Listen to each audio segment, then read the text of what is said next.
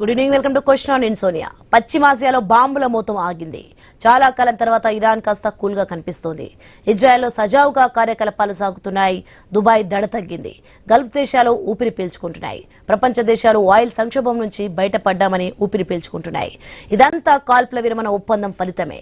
మరికొన్ని గంటల్లో పాకిస్తాన్ వేదికగా చర్చలు జరగనున్నాయి. అమెరికా ఉపాధ్యక్షుడు స్వయంగా పాల్గొంటారు. ఇంతవరకు బాగానే ఉంది. పశ్చిమాసియాలో మిసైళ్ల వర్షం ఆగినా మాటల తూటాలు మాత్రం పేలుతున్నాయి. హర్ముజ్ జలసంధి కేంద్రంగా ఎవరి స్ట్రాటజీ ఏంటి? సీజ్ ఫైర్ తర్వాత ఈ మాటల తూటాలు ఎందుకు?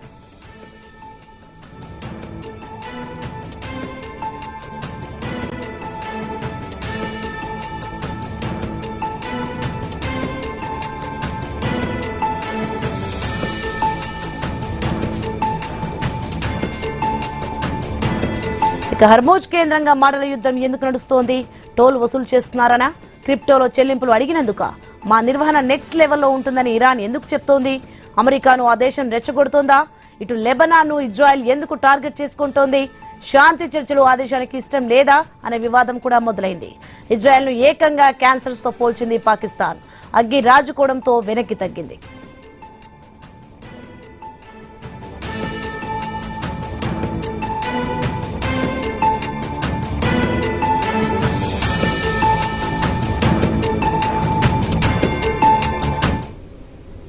అమెరికా ఇరాన్ మధ్య శాంతి చర్చల వేళ పాకిస్తాన్ లో హై అలర్ట్ ప్రకటించారు. రేపు ఇస్లామాబాద్ లో చర్చలు జరుగుతాయి. ప్రభుత్వ భవనాలు, కీలక మార్గాల వద్ద బలగాలను మోహరించారు. రాజధానిలో రెడ్ జోన్ ఏర్పాటు చేసి కట్టుదిట్టమైన భద్రత ఏర్పాటు చేశారు. అసలే ఉగ్రవాదులకు స్వర్గధామంగా మారిన దేశం కావడంతో ఎప్పుడు ఏం జరుగుతుందో తెలియని భయాందోళన కనిపిస్తోంది. ఇస్లామాబాద్ లో 2 రోజుల సెలవు ప్రకటించారు. కర్ఫ్యూ వాతావరణం కనిపిస్తోంది. కానీ ఇజ్రాయెల్ పై ఎందుకు వివాదాస్పద వ్యాఖ్యలు చేశారు? కాల్పుల విరమణ ఒప్పందం తర్వాత 2 వర్గాల మధ్య మాటల యుద్ధం ఎందుకు సాగుతోంది? పరస్పర అనుమానాలు ఎందుకు తలెత్తుతున్నాయి?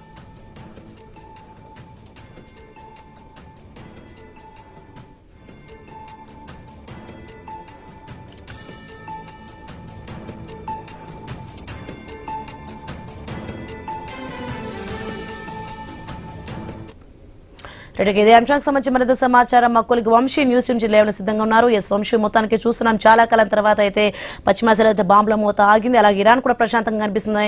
ఇలాంటి నేపథ్యంలో అయితే మళ్ళీ మాటల తూటాలు పేలుతున్నాయి. దీనికి సంబంధించి అప్డేట్స్ ఏంటి? మీరు చెప్తున్నట్టుగా బాంబుల మోత ఆగింది, కానీ మాటల తూటాలు మాత్రం ఇరువైపులా జరుగుతున్న పరిస్థితి అయితే స్పష్టంగా కనిపిస్తుంది. కొన్ని అంశాలు మనం మాట్లాడుకుంటే, పశ్చిమాసియాలో బాంబుల మోత ఆగింది. ప్రపంచ దేశాలన్నీ ఊపిరి పీల్చుకుంటున్నాయి. చాలా రోజుల తర్వాత ఇరాన్ కూల్ గా కూడా కనిపిస్తున్న పరిస్థితి. నాతో పాటు మన కొలీగ్ బ్రాహ్మణి కూడా ఉన్నారు. సో బ్రాహ్మణి, మొత్తంగా మనం చూస్తున్నాం పశ్చిమాసియాలో బాంబుల మోత ఆగింది, కానీ మాటల యుద్ధం అయితే కొనసాగుతుంది. రేపు ఇస్లామాబాద్ వేదికగా చర్చలు సాగబోతున్నాయి. సో ఎలా చూస్తున్నారు ఈ పరిణామాలను? Yes Vamshi, thank you. అయితే మిసైల్ శబ్దం తగ్గింది, కానీ మీరు అన్నట్లుగా కూడా మాటల మోత అయితే మోగుతూనే ఉంది. మరి కాల్పుల విరమణ ప్రకటించినప్పటికీ కూడా ఉద్రిక్తతలు మాత్రం ఏమాత్రం తగ్గట్లేదు, తగ్గేది లేదో కూడా అంటున్నారు. హర్ముజ్ జలసంధి చుట్టూ కూడా ఈ వ్యూహాలు అనేది ముదురుతూ ఉన్నాయి. ఒకవైపు శాంతి చర్చలు, మరోవైపు ఏమో కఠిన హెచ్చరికలు. ఇది నిజంగా శాంతికి సంకేతమా, లేకుంటే తుఫాన్ ముందు వచ్చే నిశ్శబ్దం అనేది కూడా అర్థం కావట్లేదు. ఒకసారి అమెరికాకు సంబంధించిన ఉద్దేశాలు ఏ విధంగా ఉన్నాయి, అలాగే ఇరాన్ కి సంబంధించిన ఉద్దేశాలు ఏ విధంగా ఉన్నాయి ఒకసారి చూద్దాం. పెద్దగా సడన్ ప్లేమ్ లేకుండా వీళ్ళంతగా ఒత్తిడి తీసుకురావడం అనేది అమెరికా ఉద్దేశంగా కనిపిస్తోంది. అలాగే ఇటువైపు ఏమో ఇరాన్ కి సంబంధించిన ఉద్దేశం ఏమో ఒత్తిళ్లకు తలొగ్గబోమని చెప్పేసి కూడా స్పష్టం చేస్తున్నారు. ఇక తలచుకుంటే నాశనం చేసే వాళ్ళమే, కానీ వదిలేస్తామంటూ కూడా చెప్పి అనుకున్నవన్నీ సాధించడం అమెరికా ఉద్దేశంగా కనిపిస్తోంది. మరి ఇరాన్ ఉద్దేశం ఏమో అదే సమయంలో చర్చలకు సుముఖమని ప్రపంచానికి చాటడం ఇరాన్ ఉద్దేశంగా కనిపిస్తోంది. ఇక చర్చల ద్వారా వరకు లాకొచ్చాం కాబట్టి మేము చెప్పినట్లు చేయండి అని చెప్పేసి అడగడం అయితే అమెరికా ఉద్దేశంగా కనిపిస్తోంది. మరి అలాగే ఇరాన్ ఉద్దేశంగా చూసుకున్నట్లయితే తొందరపడి దేనికి కూడా అంగీకరించకుండా చర్చలు సాగతీయడం ఇరాన్. మీరు చెప్తున్నట్టుగా ఎవరి డిమాండ్లు వాళ్ళకు ఉంటాయి. సో చర్చలంటే అంత సజావుగా ఏమీ ఉండదు. సో 2 వైపులా కూడా ఎవరి ప్రతిపాదనలు వాళ్ళు తీసుకొస్తారు. సో కొన్ని డిమాండ్లకు తలొగ్గాల్సిన పరిస్థితులు కూడా క్రియేట్ చేస్తారు. దీని అన్నింటికన్నా ముందు కూడా ఇప్పుడు ఒకవైపు యుద్ధం సీజ్ ఫైర్ ప్రకటించిన తర్వాత హర్ముజ్ జలసంధి చుట్టూ రాజకీయం తిరుగుతున్న పరిస్థితి.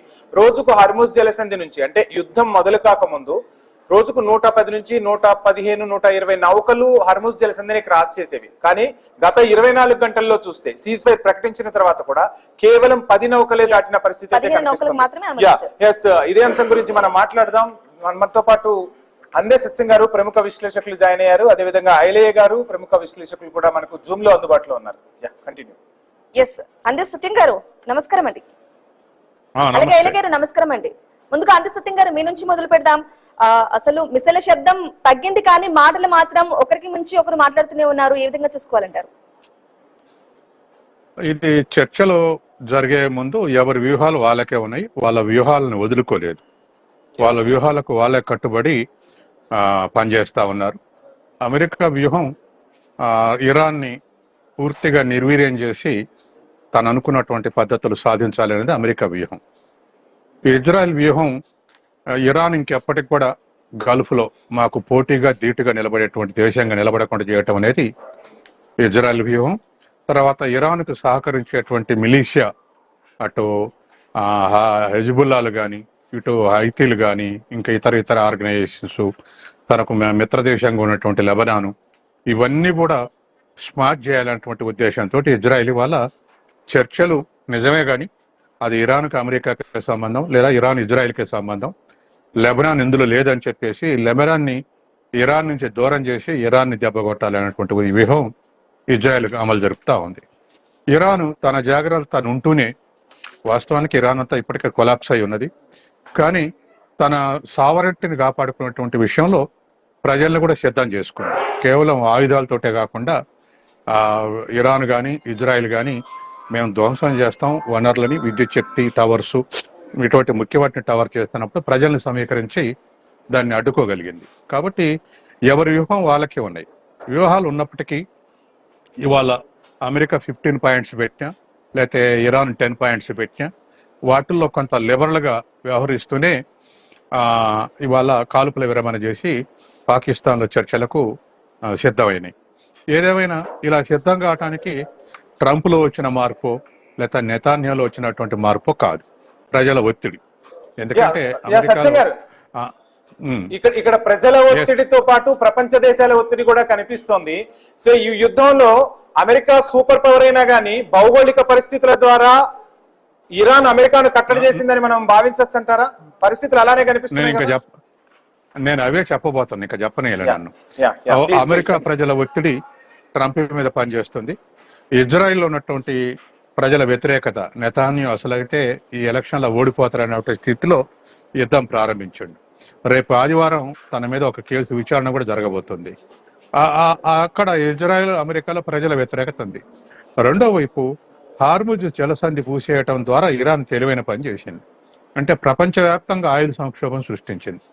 దీంతో ప్రపంచం అంతా రియాక్ట్ కావాల్సి వచ్చింది. అన్ని దేశాలు కూడా ఇవాళ అమెరికా మీద ఇజ్రాయెల్ మీద ఒత్తిడి చేస్తున్నాయి. ఎందుకంటే ఇప్పటికే అన్ని దేశాలు అవసరం లేదు కానీ ఇండియా ఎగ్జాంపుల్ చేసిన ఇవాళ దీనివల్ల యుద్ధం ప్రారంభక మాత్రం జీడిపి గ్రోత్ రేట్ 7.4% ఉంటుంది అనుకున్నది అది 6.4, 6, 5.5 ఇట్లా తగ్గించుకుంటూ వస్తున్నారు రేటింగ్ సంస్థలు. ఇట్లా ప్రపంచ దేశాలు అన్నిటి యొక్క ట్రేడ్ మీద తర్వాత జీడిపి గ్రోత్ రేట్ మీద నెగిటివ్ ఎఫెక్ట్ ఉంది. ఇవి భరించలేక ఖచ్చితంగా యుద్ధం ఆపేయాలన్నటువంటి అభిప్రాయం ప్రపంచవ్యాప్తంగా ప్రబలింది. అందుకని ఇవాళ చర్చలకు ఈ ఒత్తిడంతా పనిచేస్తా ఉంది. ఓకే ఓకే అంద సత్యం గారు, అలాగే ఐలే గారు మీరు చెప్పండి, మరి కాల్పుల విరమణ తర్వాత మరి ఈ మాటల తూటాలు ఎందుకంటారు? కేవలం కాల్పుల విరమణ తర్వాత మాటల తూటాలే కాదండి, కాల్పుల విరమణ అనేటటువంటి ప్రకటించిన తర్వాత లెబనాన్ మీద ఏకపక్షంగా చేసినటువంటి దాడులతోటి దాదాపు 300 మంది ఈ యుద్ధం ఆగిపోయిందని చెప్పి బయటకు వచ్చి వీధుల్లో సంబరాలు చేసుకున్నటువంటి ప్రజల మీద ఏకపక్షంగా ఇజ్రాయెల్ జరిపినటువంటి యుద్ధంలో 300 మందికి పైగా చనిపోయారు, వేలాది మంది గాయపడ్డారు. అసలు ఈ యుద్ధాన్ని నిజంగా యుద్ధాన్ని ఆపు చేసి శాంతి చేకూర్చే శాంతి ఒప్పందం కుదుర్చుకునేటటువంటి ప్రక్రియలో చిత్తశుద్ధి ఉన్న దేశాలు ఏమన్నా ఇట్లా చేస్తాయండి? అసలు నిజంగా ఈనాడు ఇజ్రాయిల్ ఈ యుద్ధం ఆపడం ఇజ్రాయిల్కి ఇష్టమేమి లేదు. ఇప్పటి వరకు అది తన పక్కన ఉన్నటువంటి అనేక దేశాల మీద యుద్ధాలు చేసినా వాటి ఆక్రమించుకున్నా అట్లాంటి ఎన్ని చేసినా కూడా ఇంత పెద్ద ఎదురు దెబ్బ, ఇంత పెద్ద అవమానకరమైనటువంటి ఓటమి ఇజ్రాయెల్కి ఎప్పుడు జరగలేదు ఈనాడు ఇంతకు ముందే. అయితే ఐలే గారు, దుబాయ్ కి మాత్రం తగ్గింది దడ, కాకపోతే గల్ఫ్ దేశాలకు మాత్రం ఊరట వచ్చింది అనుకోవాలా?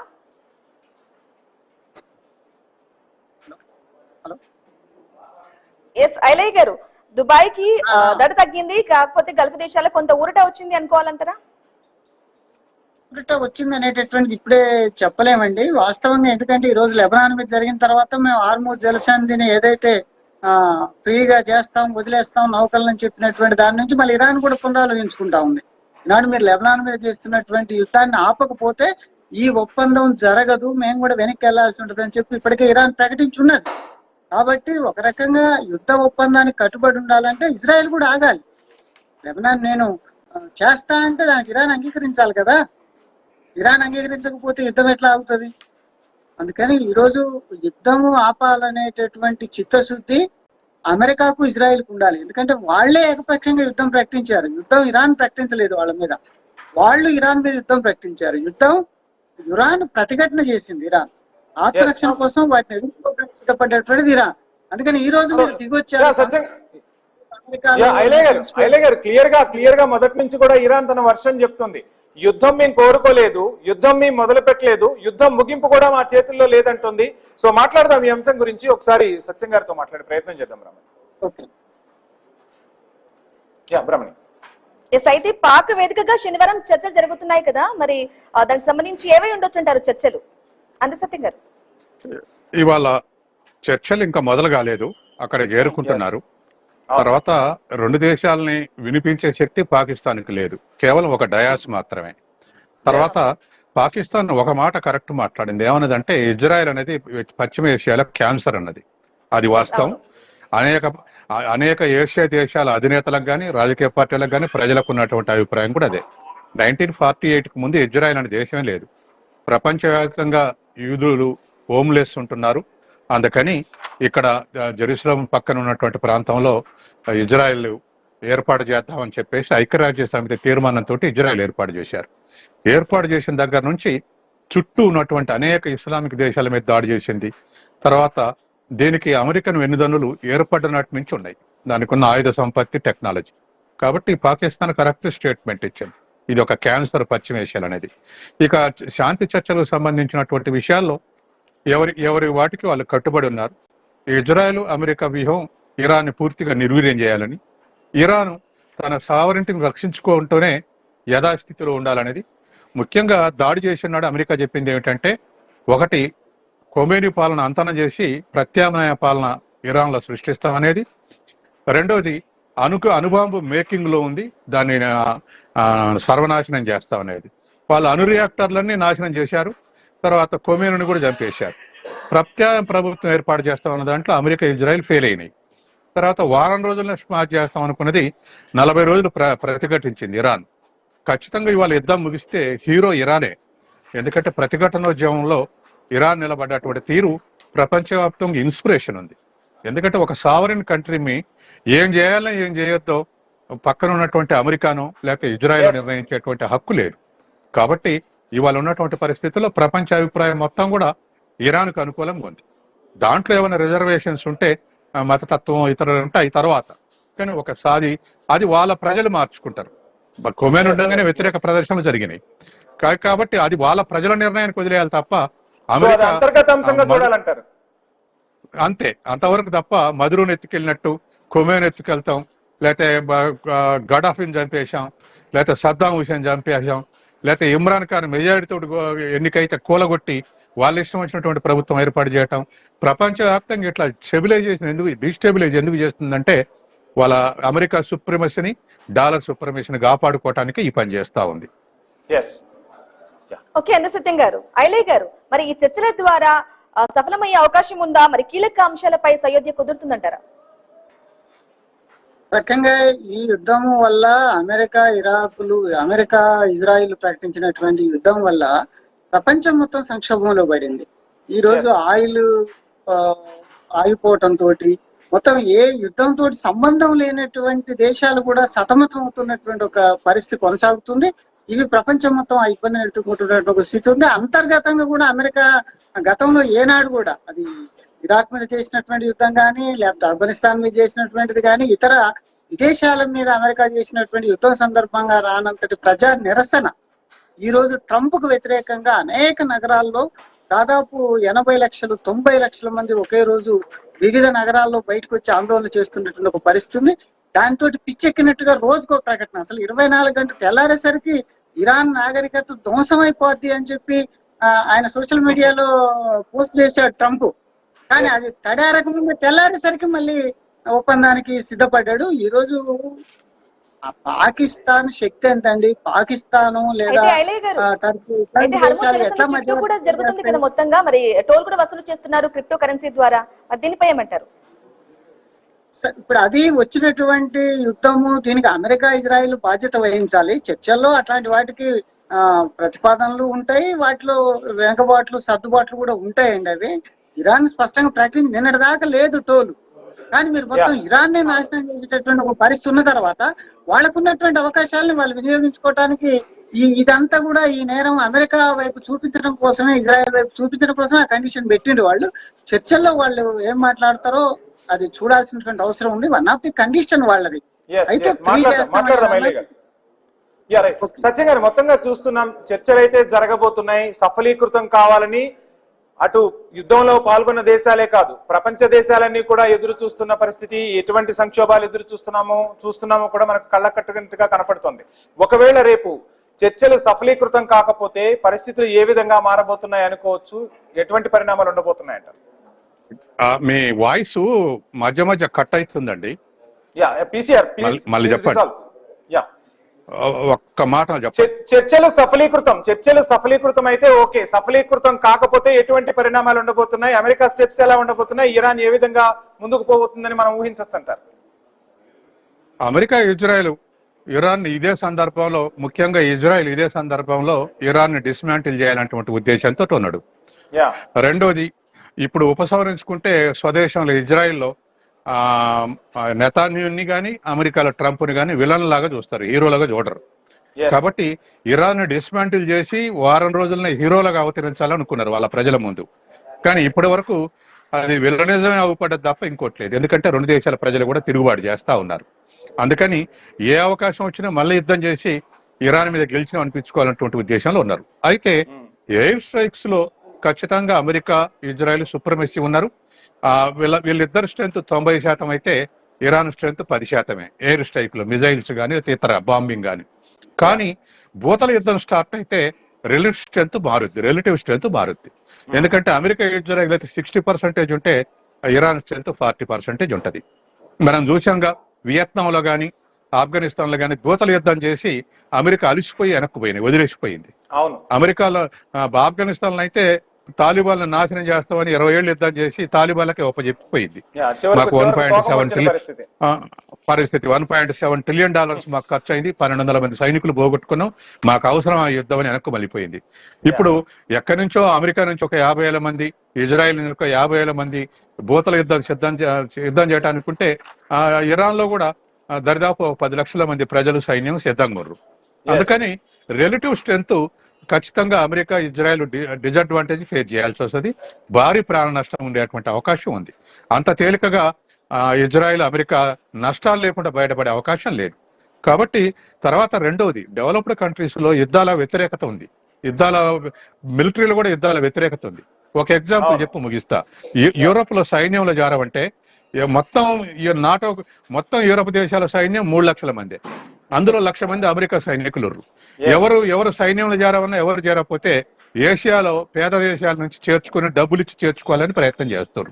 కాబట్టి అమెరికా అయినా ఇంగ్లాండ్ అయినా డెవలప్డ్ కంట్రీస్ లో పోయి యుద్ధం చేయాలి, యుద్ధ పిపాసతో ఉండాలన్నటువంటి వాళ్ళు లేరు చదువు ఎక్కువైన తర్వాత. ఇవాళ ఆ క్రైసిస్ ఎదుర్కొంటున్నాయి. కానీ ఇరాన్ వాళ్ళ దేశ సార్వభౌమత్వం పోరాడుతున్నటువంటి పరిస్థితి ఉంది. కాబట్టి రిలేటివ్ స్ట్రెంగ్స్ భూతల యుద్ధం ప్రారంభంగానే అది ఇరాన్ కు అనుకూలంగా మారేటువంటి అవకాశం ఉంది. ఆఫ్ఘనిస్తాన్ మీరు చెప్తున్నట్టుగా మొన్న కూడా మనం చూసాం. సో ప్రజలు ఒక్క పిలుపుతో మానవహారంగా ఏర్పడ్డారు, వాళ్ళ సార్వభౌమాధికారాన్ని కాపాడుకోవడం కోసం ఎంతకైనా తెగించిన పరిస్థితి. ఖచ్చితంగా మొన్న వీళ్ళు ఇరాన్ మిజైల్స్ ద్వారా ప్రతిఘటించిన దానికన్నా ప్రజలతోటే ఎక్కువ ప్రతిఘటించగలిగింది. ఇంకొక అంశం కూడా మాట్లాడుకోవాలి సత్యం గారు. మనం యుద్ధానికి ముందు ఇరాన్ లో ప్రజలు అక్కడి ఖమేనీ ప్రభుత్వానికి వ్యతిరేకంగా ఉంటే, సో ఖమేనీ మరణం తర్వాత అమెరికా దాడుల తర్వాత వాళ్ళు ప్రభుత్వాన్ని వాళ్ళు సపోర్ట్ చేసుకున్న పరిస్థితి. ఇందాక మీరు చెప్పినట్టుగా అంతర్గత విషయాలు ఎన్నైనా ఉండొచ్చు, కానీ దేశం జోలికి వస్తే ప్రతిఘటిస్తామన్న విషయంలో మొత్తంగా పూర్తి మద్దతు పలికారు. అదొక బలంగా ఇరాన్ కి మనం చూడొచ్చు కదా. ఆహా, ఇంకొక పాయింట్ చెప్తా. యుద్ధం స్టార్ట్ అయినాక అమెరికా ఇజ్రాయెల్ ని ప్రజలు వ్యతిరేకిస్తారు వాళ్ళ అధికార పార్టీల్ని. ఇరాన్ లోనూ అసంతృప్తి పోయి ఏకోన్ముఖంగా దేశాన్ని రక్షించుకోవడానికి సిద్ధమయ్యింది. ఖచ్చితంగా ఇటువంటి మార్పులు, ఇటువంటి పొందికలలో మార్పుల్లో వస్తూ ఉంటాయి. యుద్ధం జరుగుతున్న స్థితిని బట్టి మార్పులు వచ్చేటువంటి అవకాశం ఉంది. ఐలయ్య గారు, రేపు ఏం జరగబోతుంది అంటే పాకిస్తాన్ లో చేరుకున్న తర్వాత ఎటువంటి షరతులు ఉండబోతున్నాయి? అమెరికా తన ఆంక్షలు ఖచ్చితంగా ఇరాన్ వహించాల్సిందే, అప్పుడే పూర్తి మద్దతు ఉంటుంది, ఈ చర్చలు సఫలీకృతం అవుతాయంటూ చెప్తున్న పరిస్థితి. సో ఇరాన్ నుంచి డిమాండ్స్ మనం ఫస్ట్ నుంచి చూస్తూ ఉన్నాం. సో ఎంతవరకు అమెరికా ఒప్పుకునే పరిస్థితి కనిపిస్తుంది? ఇజ్రాయెల్ ఎంతవరకు ఓకే అంటుంది ఈ చర్చలకు? దాదాపు ఎందుకంటే ఒక రకంగా అమెరికా ఇజ్రాయిల్ ఓటమిని అంగీకరించటమే, చర్చలకు పోవడం అంటేనే ఓటమి. ఎందుకంటే ఎప్పుడైతే యుద్ధం ప్రారంభమైందో ఇరాన్ ప్రకటించింది మేము చర్చలకు సిద్ధంగా ఉన్నామని. ఆనాడు ట్రంప్ మాట్లాడింది ఏంటంటే ఆ టైం దాటిపోయింది, మీతోటి చర్చలు లేవని ప్రకటించారు. ఈనాడు తన అప్పులతోటి బతికేటటువంటి పాకిస్తాన్ ని మధ్యవర్తిత్వంగా పెట్టి చర్చలు అంటే, పాకిస్తాన్ ఏమి అంత పెద్ద అమెరికాని ఇజ్రాయిల్ ని ఇరాన్ ని సమన్వయం చేసేటటువంటి శక్తి ఉన్నటువంటి దేశం ఏం కాదు పాకిస్తాన్. అది క్లియర్ గా అమెరికా చెప్పు చేతుల్లో ఉన్నటువంటి ఇది అనేటటువంటిది అందరికీ తెలిసినటువంటి మాట. అమెరికాయే ఆ చర్చలకు ఏర్పాట్లు పాకిస్తాన్ ద్వారా తను బహిరంగంగా ఓటమిని అంగీకరించలేక మధ్యవర్తిత్వంతో పెడుతున్నటువంటి చర్చలండి ఇవి. వాస్తవంగా ప్రపంచ ఒత్తిడి, అంతర్గత దేశాల ఒత్తిడి ఇవన్నీ కూడా అమెరికా మీద చాలా బలంగా ఉన్నాయి. కాబట్టి ఎక్కువ శాతం అమెరికా వెనక్కి తగ్గడానికి అవకాశం ఉంది. ఈ చర్చలు కుదిరేటటువంటి అవకాశం కూడా ఉంది. ఆ రకమైనటువంటి ఒత్తిడి ఇజ్రాయెల్ మీద కూడా చేసి ఏదో రకం ఒప్పందం జరుగుద్ది అనేటటువంటిది ఆకాంక్షిస్తున్నటువంటిది. లేకపోతే ఈ అంతర్గత ఒత్తిడిని కానీ మొత్తం ప్రపంచ ఒత్తిడిని కానీ అమెరికా తట్టుకోలేదు. ఇజ్రాయెల్ కి ప్రపంచంతో పని లేదులే కానీ అమెరికాకి నాకు ప్రపంచంతో పని ఉన్నది. సత్యం గారు, ఫైనల్ గా ఇక్కడ రెండు అంశాలు మనం మాట్లాడుకోవాలి. ఒకటి, హర్మూజ్ చుట్టూ ప్రపంచ రాజకీయం అంతా కూడా అక్కడ హోల్డ్ అయిపోయిన పరిస్థితి, ఇరాన్ తన బలాన్ని చూపించింది. ఇక్కడ ఈ అంశంపై అమెరికా రేపు మాట్లాడుతుంది. అండ్ ఇంకా రెండో అంశం చూసుకుంటే ఇజ్రాయెల్ కి ఎటువంటి హామీ లభిస్తే ఈ యుద్ధానికి ఫుల్ స్టాప్ పెట్టే అవకాశాలు ఉన్నాయి? ఎందుకంటే ఇది అసలు అమెరికాకు కావాల్సిన యుద్ధం కాదు, అమెరికా తలదూర్చిన యుద్ధం కదా. సో ఎలా చూడాలంటారు? ఏం జరగబోతుంది ఈ రెండు అంశాల్లో? ఇప్పుడు ఇరాన్ అమెరికా కన్నా ఇజ్రాయెల్ కన్నా ఇరాన్ బ్రెయిన్ చాలా షార్ప్ గా ఉపయోగించారు యుద్ధంలో. ఏమిటంటే, ఒకటి, చుట్టూన్నటువంటి అరబ్ దేశాల్లో అమెరికా స్థావరాలు పెట్టి ఇరాన్ ని స్మాష్ చేయాలనుకుంది అమెరికా. కానీ ఇరాన్ ఆ దేశాల్లో ఉన్నటువంటి అమెరికా స్థావరాల మీద దాడి చేయటం కాకుండా ఆ దేశాల వనరుల మీద దాడి చేయటంతో వాటిని సైకలాజికల్ గా దెబ్బకొట్టగలిగింది. మిగతా అమెరికా సపోర్ట్ ఉన్నటువంటి గల్ఫ్ దేశాలని. ఇవాళ వాళ్ళకు సెక్యూరిటీ లేదు. అమెరికా స్థావరాలు ఉన్నంత కాలం మా దేశాలను ఏం చేయలేరు అనుకుంటున్నారు, కానీ ఇవాళ షేక్ అయిపోతున్నారు. ఇది ఒక విజయం ఇరాన్ కు లభించింది. రెండోది, ఇరాన్ ఒక్కదాంట్లో సంక్షోభం నెట్టి యుద్ధం చేయాలనుకున్నారు, కానీ ఇరాన్ ఈ సంక్షోభాన్ని ఫస్ట్ అవుట్లైన్ ప్రపంచవ్యాప్తంగా సంక్షోభం సృష్టించగలిగింది. హర్ముజ్ జలసంధి మూసేయిందంటే నేను చెప్పా ఏదో ఛానల్లో. ఇది వ్యూహాత్మకంగా ప్రపంచవ్యాప్తంగా దేశాలు గుర్తించడానికి ఈ పని చేసింది. ఇవాళ అన్ని దేశాల్లో ప్రజలే అధినేతల మీద ఒత్తిడి చేస్తారు.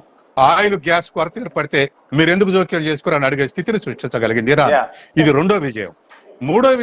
మూడో విజయం తనను కాదని అరబ్ దేశాలు వ్యాపారం చేసుకునే అవకాశం లేకుండా చేసింది. కాబట్టి ఖచ్చితంగా తను మిజైల్స్ తోటి చేసిన అటాక్ కన్నా వ్యూహాలతో చేసిన అటాకే మంచి ఫలితాలు ఇచ్చింది ఇరాన్. రైట్ అండి, అందే సత్యం గారు, అలాగే ఐలయ్య గారు, థ్యాంక్ యూ అండి లైవ్లో జాయిన్ అయ్యి మీ అభిప్రాయాన్ని కూడా తెలియజేసినందుకు. రైట్ వంశీ, మనం చూసుకున్నట్లయితే ఇది కేవలం రెండు దేశాల మధ్య యుద్ధం లాగా లేదు, ప్రపంచ ఆర్థిక వ్యవస్థ అలాగే భవిష్యత్తు కూడా ఆధారపడి ఉండే కనిపిస్తుంది. చూద్దాం మొత్తంగా చర్చలతో ఎటువంటి ఫలితం రాబోతుంది. ఆ యుద్ధంలో పాల్గొన్న దేశాలే కాదు, ప్రపంచం మొత్తం కూడా ఎదురు చూస్తుంది. రేపు చర్చల్లో పాజిటివ్ అయితే ఓకే, నెగిటివ్ వైబ్స్ వస్తే ప్రపంచం మొత్తం కూడా ఆర్థిక మాంద్యంలో కొట్టుమిట్టాడే పరిస్థితులు కనిపిస్తాయంటున్నారు విశ్లేషకులు. చూద్దాం ఏం జరగబోతుంది ఏంటి అనేది. ఇది వాళ్ళ క్వశ్చన్ అవర్. Stay tuned.